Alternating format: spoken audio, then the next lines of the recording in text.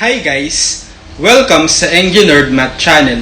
Sa video na to ay tuturo ko sa inyo ang sum and product of roots of quadratic equations. So kung gusto nyo itong matutunan, just keep on watching.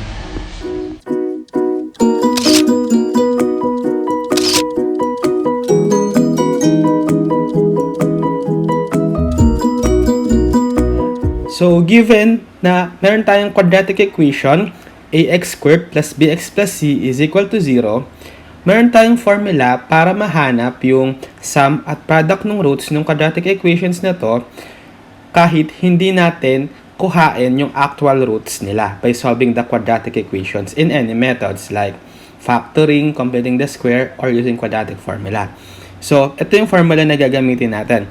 For a given quadratic equation, ax squared plus bx plus c is equal to 0 with roots r sub 1 and r sub 2. 1. The sum of the roots is the additive inverse of the quotient of b and a. So, yung sum daw ng two roots na r sub 1 plus r sub 2, ang formula niya is negative b over a.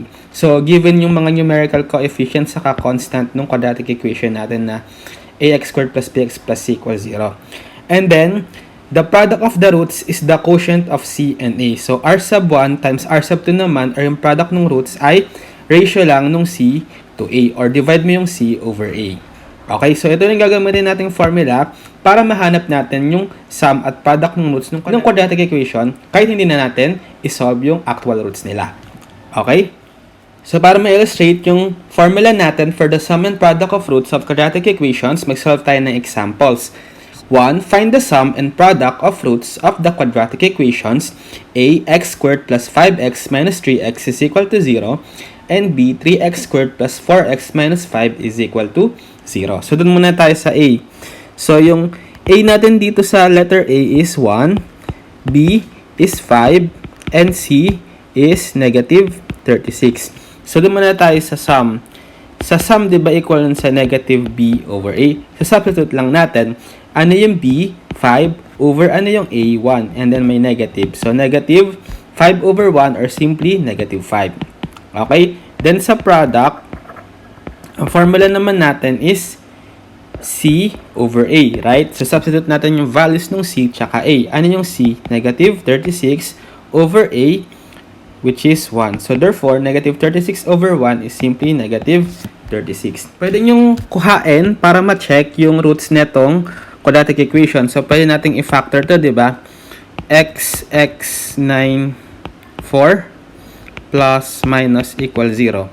So, x minus 4 is equal to 0 or x plus 10 is equal to 0. So, therefore, x is equal to 4 and x is equal to negative 9. So, dalawang roots ng quadratic equation natin ay 4 at negative 9. So, pag inad natin, anong sagot? 4 plus negative 9, negative 5. So, tama. Pag minultiply natin, 4 times negative 9 is negative 36. So, tama rin. So, nag-confirm din sa formula natin. Okay? Next, we have letter B. 3x squared plus 4x minus 5 is equal to 0. So, A natin is 3, B natin is 4, at C natin ay negative 5. So, dun muna tayo sa sum. Formula, negative B over A. So, substitute. B is 4 over A is 3. Negative equals negative 4 over 3. So, as is na lang, no? So, the sum of the roots is, ito na, negative 4 over 3. Then, for the product, we have c over a. So, substitute the values. C is negative 5 over a is 3. So, therefore, ito na yung product, negative 5 over 3. Okay? Next, we have, find the quadratic equation whose sum and product of roots are a negative 2 and 1/2 respectively, at b 1/2 and negative 1/4 respectively. Okay, so gagamitin natin dito yung formula. So, tuturo ko sa inyo yung shortcut. So, di ba yung formula natin sa sum is negative b over a. Tapos sa product ay c over a. So, dun muna tayo sa a. So, given na yung sum natin sa a is negative 2, tapos yung product natin is 1. So, parang we have negative b over a is equal to negative 2. Tapos, yung c over a is equal to 1. Now, given tayo na quadratic equation ax squared plus bx plus c is equal to 0, kailangan mapalabas natin yung value na to na negative b over a sa c over a dito sa equation para kapag nahanap natin yung form na yon, i-substitute lang natin directly itong sum na negative 2 tsaka 1 doon sa mapo-form na quadratic equation. So, para magawa yon, try nating i-divide both sides by a. So, cancel dito si a. So, x squared na lang plus b over ax plus c over a is equal to 0. So, distribute yung a. And 0 over a is 0 pa rin naman. Ngayon, mapapansin nyo, meron na tayong c over a dito, which is equal na siya doon sa product na 1. Tapos, meron din tayong b over ax. Kaso, dun sa formula ng sum, negative. So, para mapalabas natin tong negative b over a, gawin natin x squared minus negative b over a x plus c over a is equal to 0. Kasi equal lang naman to sa positive b over a. Negative times negative, right? So, ngayon, ito na yung magiging formula natin kapag naghahanap tayo ng isang quadratic equation given na yung sum at product ng roots nila. So, ipa-plug in lang natin directly yung formula. So, we have x squared minus negative b over a, which is negative 2, x plus c over a, which is yung product is 1 is equal to 0. Then further simplifying, we have x squared negative times negative minus negative 2x is positive 2x na plus 1 is equal to 0. So therefore, ito yung quadratic equation natin na merong sum ng roots na negative 2 at product na 1. So try natin. So solve natin yung roots nito. X squared plus 2x plus 1 is equal to 0. Factor na lang natin. X 1 is equal to 0 plus. So therefore, x plus 1 is equal to 0. X plus 1 is equal to 0. So x is equal to negative 1. X is equal to negative 1. Actually, isa lang yung roots niya. Isa lang yung root niya kasi perfect square to. Perfect trinomial square to. So therefore, yung dalawang roots niya pala is negative 1. So pag sinum up natin yung dalawang roots na negative 1, negative 1 plus negative 1, sum negative 2, right? Product, negative 1 times negative 1. Product is positive 1. So tama. So therefore, nagtali yung na-derive nating formula dun sa given problem natin. Okay? Next, apply natin yung letter B dun sa na-derive natin. This time yung sum is 1/2 and then yung product is negative 1/4. So sa B, sum is 1/2, product is 1/4. Negative 1/4. So, gamitin natin yung formula. X squared minus negative b over a x plus c over a is equal to 0. So, plug in lang natin. X squared minus negative b over a, siya yung sum, diba? 1/2 x plus c over a, product, negative 1/4 equals 0. So, therefore, we have x squared minus 1/2 x minus 1/4 is equal to 0. So, para wala tayong denominator na 2 at 4, i-multiply natin both sides sa LCD nila. Ano yung LCD ng 2 at 4? 4, right? So, we have distribute 4 to both sides. 4x squared minus 4 times 1/2 x is 2x minus 4 times 1/4 is 1 equals 0. So, therefore, ito yung quadratic equations natin whose sum and product of roots are 1/2 and negative 1/4 respectively. Okay? Next, we have find the quadratic equations whose roots are a negative 7 and 4, b 2/5 and 5/2. So this time, given naman yung actual roots at pinapahanap yung quadratic equation. So pwede natin i-apply yung ginawa natin doon sa example 2. So, di ba meron tayong ginawa doon na yung formula is x squared minus negative b over a x plus c over a equals 0. So, ito yung sum, ito yung product. So, kailangan nating hanapin dito, given naman yung roots na dalawa, yung sum tsaka product nila. For example, sa a, ano yung sum ng negative 7 at 4? So, sum is negative 7 plus 4 is negative 3. Ano yung product? Negative 7 times 4. Negative 28.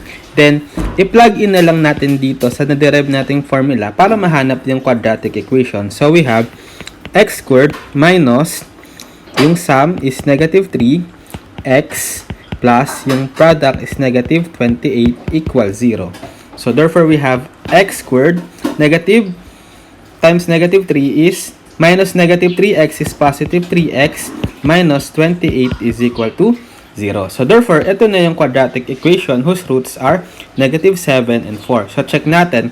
Factoring na lang. X 7, 4.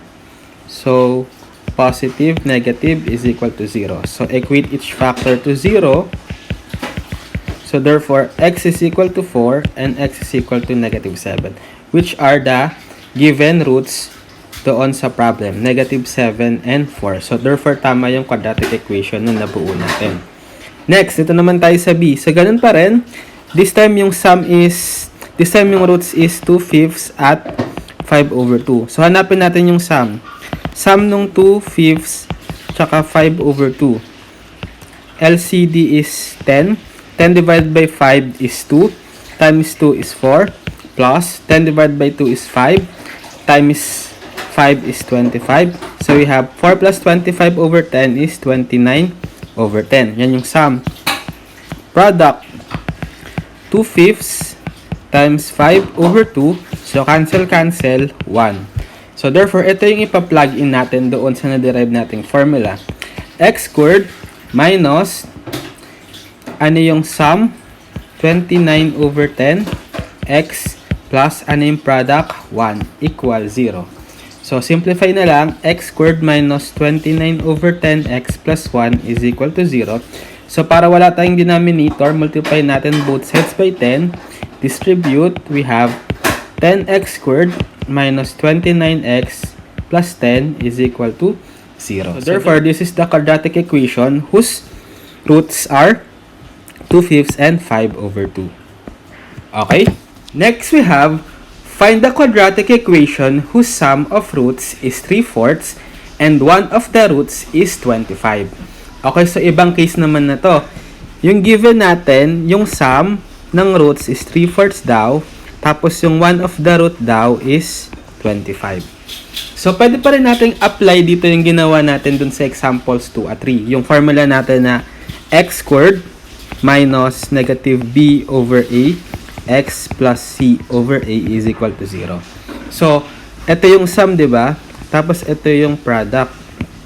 So, meron na tayong sum. So, pwede natin i-plug in dito yung 3/4. Ang kulang na lang yung product. Pero, given naman tayo ng isang root. So, mahanap natin yung isa pang roots given from the fact na given yung sum na 3/4. So, therefore, R1 plus R2 is equal to 3/4. Since given yung isang root na 25, so 25 plus R sub 2 is equal to 3/4.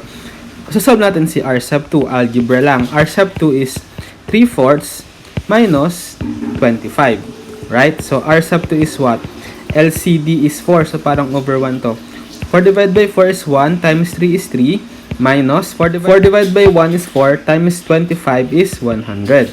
So, therefore, we have 3 minus 100 over 4 is negative 97 over 4. So, ito yung second root. So, ngayon, pwede nating mahanap yung product. Multiply natin tong R1 times R2. 25 times negative 97 over 4. We have 25 times negative 97 is negative 2425 then over 4. Okay? So, plug in na natin. So, x squared minus negative b over a, yung sum is 3/4 x plus, ano yung product? Negative 2425 over 4 is equal to 0. So, parang x squared minus 3 over 4x minus 2425 over 4 is equal to 0. Then, para mawala yung denominator, multiply natin both sides by 4. So, 4x squared minus 3x minus 2425 equals 0. So, therefore, ito yung quadratic equation natin. Given na yung sum ng roots is 3/4 at yung one of the root is 25. Okay? Next, we have find the quadratic equation whose product of roots is negative 2 over 5 and one of the roots is 52. Okay, so ang given naman natin is yung product ng roots na negative 2 over 5 at one of the roots is 52. So, pwede pa rin natin gamitin dito yung x squared minus negative b over ax plus c over a is equal to 0. So, meron na tayong product, right? So, ito yon. So, kulang na lang natin ay itong sum. So, para mahanap natin yung sum, hanapin natin yung other root. So, di ba given tayo na product nila is negative 2 over 5. So, r sub 1 times r sub 2 is negative 2 over 5. So, given yung isang root na r sub 1 na 52. So, 52 times r sub 2 is equal to negative 2 over 5. So, solving for r sub 2, we have r sub 2 is equal to divide both sides by 52. R sub 2 is equal to negative 2 over 5 times reciprocal nung 52 over 1 or 1 over 52. So, negative 2 fifths times 1 over 52 is what? Negative 1 over 30. So, ito na yung r sub 2. So, masasolve na natin yung sum. Kasi r sub 1 plus r sub 2, we have yung given natin na r sub 1 is 52 plus yung kakaderive pa lang natin na r sub 2 na negative 1 over 30. So, LCD is 1 over 30. Ito 52 over 1. 130 divided by 1 is 130 times 52 is, medyo malaki, 6,760 plus 130 divided by 130 is 1 times negative 1 is negative 1. So, parang 6,760 minus 1 is what? 6,759 over 130. So, ito yung sum. So, plug in na natin dito. X squared minus yung sum na nakuha natin, 6,759 over 130x. And then yung product na negative 2 over 5 plus negative 2 over 5 is equal to 0.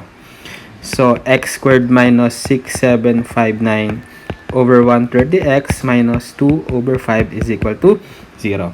So, para mawala yung denominator na 130 tsaka 5, multiply natin both sides sa LCD nila. Obviously, itong 130. So, we have distribute ng yung 130 sa lahat ng terms. We have 130x squared minus cancel 6759x minus 130 times 2/5 is what? Negative 52 equals 0. So, therefore, ito yung quadratic equation natin na yung product ng roots is negative 2 over 5 at yung one of the roots is 52. Okay?